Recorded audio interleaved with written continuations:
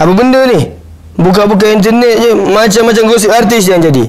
Daripada layankan gosip artis yang tak manfaat ni, baik aku lancarkan ayat hafazan aku. SPM dah nak dekat.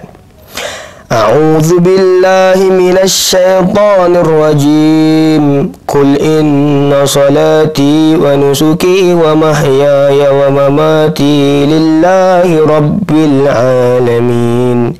Katakanlah, solatku, ibadahku, hidupku dan matiku hanyalah untuk Allah, Tuhan semesta alam. Assalamualaikum warahmatullahi ta'ala wabarakatuh. Sidang hadirin yang saya hormati sekalian, pernah tak terlintas dalam benak fikiran kita kenapa ramai orang tinggalkan solat? Bila ditanyakan pada mereka, jawabnya wajib, tapi buatnya tidak. Mungkin mereka tak faham atau buat-buat tak faham. Jadi, mes ini saya terangkan tentang kepentingan dan hakikat solat. Firman Allah Subhanahu wa taala di dalam surah Az-Zariyat ayat ke-56. A'udzu billahi minasy syaithanir rajim. Wa ma khalaqatul jinna wal insa illa liya'budun. Dan aku tidak menciptakan jin dan manusia melainkan agar mereka beribadah kepadaku.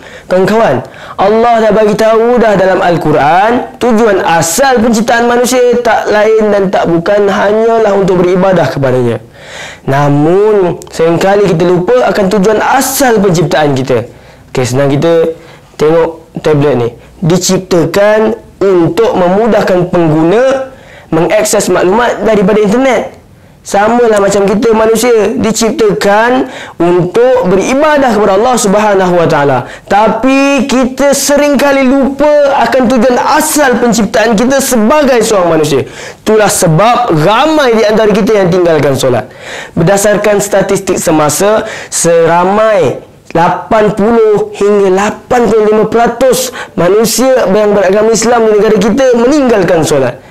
Kawan-kawan, tak ingatkah kita akan perjuangan dakwah Nabi SAW di Taif? Baginda dimaki, dicaci, dihina dan dilempar dengan batu sehinggakan badan Nabi berlumuran dengan darah.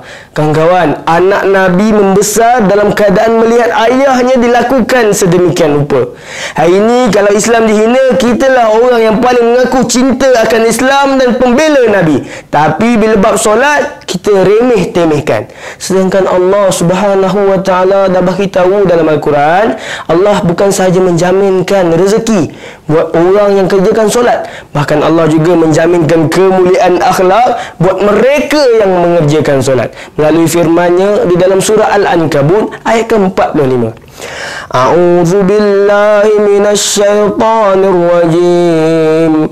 Inna salata tanha 'anil fahsya'i wal munkar. Yang bermaksud, sesungguhnya solat mencegah dari perbuatan yang keji dan mungkar. Kawan-kawan, nampak tak? Itulah kelebihan solat. Semoga kita dapat amalkan solat dan lakukan solat dengan penuh kualiti. Solat penuh kualiti, mestilah kawan tengok botol susu yang kita beli, kita tengok tali luput, kita tengok kualiti dia kan. Sama macam solat. Solat ni merupakan hubungan kita dengan Allah. Mesti nak yang baik-baik. Berdasarkan satu riwayat, Sayyidina Abdullah bin Mas'ud berjumpa dengan Nabi SAW dan bertanyakan, "Ya Rasulullah, ayyul amali ahabbu ilallah?"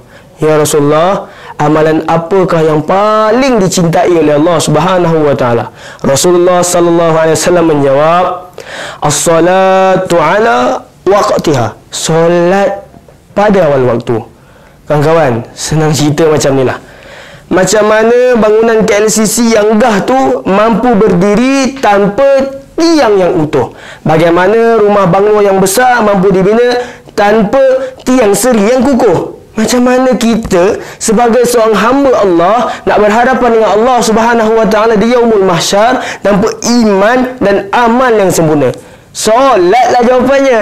Akhir kata dari saya, mungkin kita berbeza jalan, kiri kanan, kanan kiri, mana-mana pun tak kisah. Namun tujuan kita tetap sama, mencari redha ilahi duniawi maupun ukhrawi. Wabillahi taufiq wal hidayah. Assalamualaikum warahmatullahi taala wabarakatuh.